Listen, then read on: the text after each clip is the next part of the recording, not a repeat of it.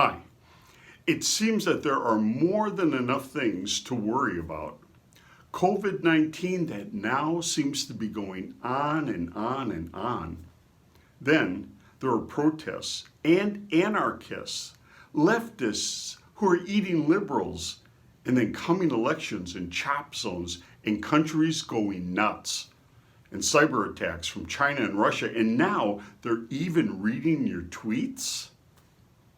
Still, our great-great-great-grandparents went through the Spanish flu, World War I, the Great Depression, and World War II in the span of less than 30 years. Or, as Mark Twain would have said, they went through one darn thing after another. None of us saw those dark days, the loss, the stress, the constant need for hope, both personally and for the people around us. In Jesus' disciple orientation, found in Matthew 5 through 7, he tells the new recruits in Matthew 6:34, "Therefore, do not be anxious about tomorrow, for tomorrow will be anxious for itself.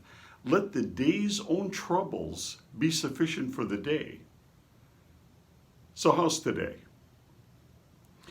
It is a discipline to believe in what Jesus says, and disciples do that. In spite of all we feel, we know God's presence, and it is supposed to free us at that moment to breathe and enjoy the moment the Lord has put before us. But that takes discipline, hearing the Lord's voice and doing what he says. So how's today? What does Jesus know about COVID-19 and all this stuff we're going through? Everything. The night before he died, he said in John 14:27, "Peace I leave with you, my peace I give to you. Not as the world gives do I give to you. Let not your hearts be troubled, neither let them be afraid." Jesus had peace being in his Father's care, so that in those moments before his own murder and execution, he was there for his men and for us. So how's today? Don't worry about tomorrow. Well, what about, right now you have God's blessing and God has put people around you. Serve them and enjoy the things that God has given you. Enjoy the routine, the simple things that are still yours because of God's grace. So here are a couple of poems from Edgar Guest, America's poet, whose daily entries in the newspapers and on the radio during those 30 tough years reminded people to look to the simple things God had put before them, to rest in God's care and to enjoy the blessing of each daily routine.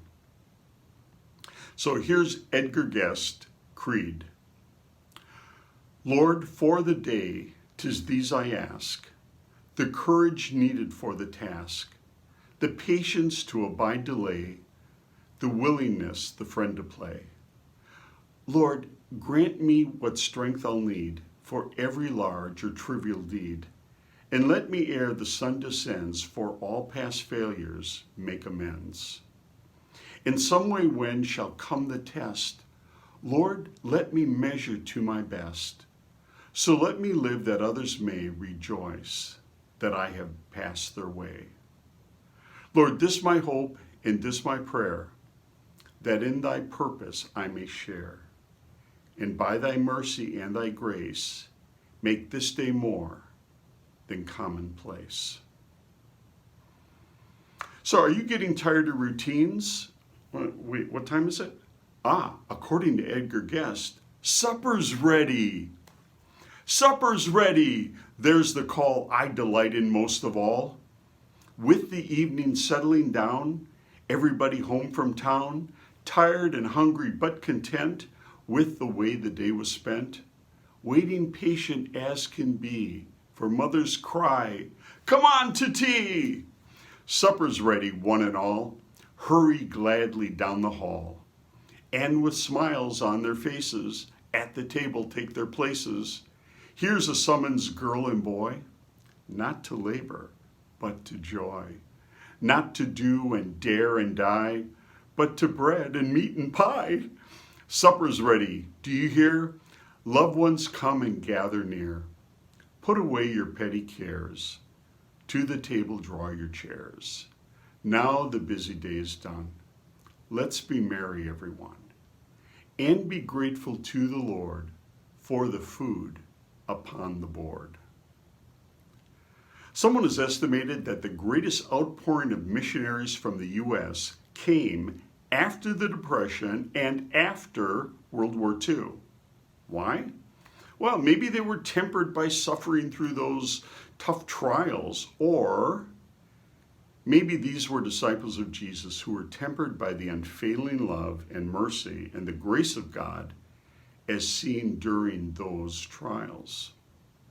Maybe because of what they had learned of their Master's peace, they were ready to share the message that Jesus saves and will come again. Maranatha.